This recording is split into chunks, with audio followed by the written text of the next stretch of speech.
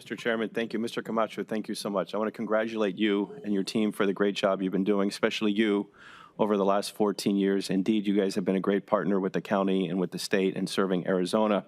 You know, you talk about partnership, but partnership's a two-way street.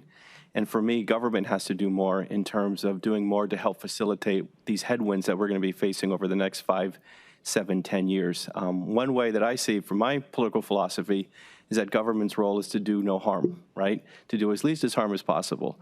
You guys, the business community, have done a terrific job of recruiting and bringing businesses like TSMC and other companies, lesser known, but just as important, to the area.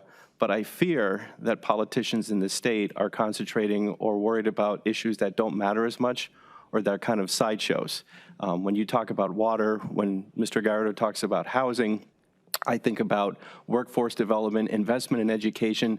These are the things that keep us up at night, and these are the things that we're concerned about, but there's only so much we can do from this perspective. But we do have this platform to let you know that we support you in the business community. But when we talk about 400E, I think it's a shame that Maricopa County is the only county in Arizona that has to face this dilemma in which it has to ask for permission for something like 400E, which to me is a no-brainer.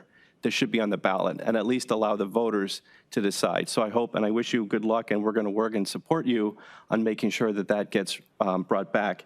And then in terms of water, you know, this is something that is attracting national news. People know that Arizona and Western states are facing an issue with water.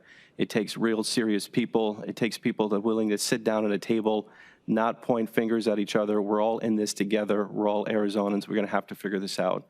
And in terms of housing, absolutely. Got to figure out ways to have more diverse housing stock. Build vertical if you can in urban areas.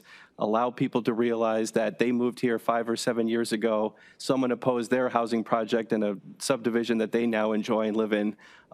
We should be good neighbors, and we should be welcoming people with open arms, but that's going to take leadership once again from the government side. But I just want to congratulate the business community for doing everything that it can and to make sure that government does no harm going forward. Thank you.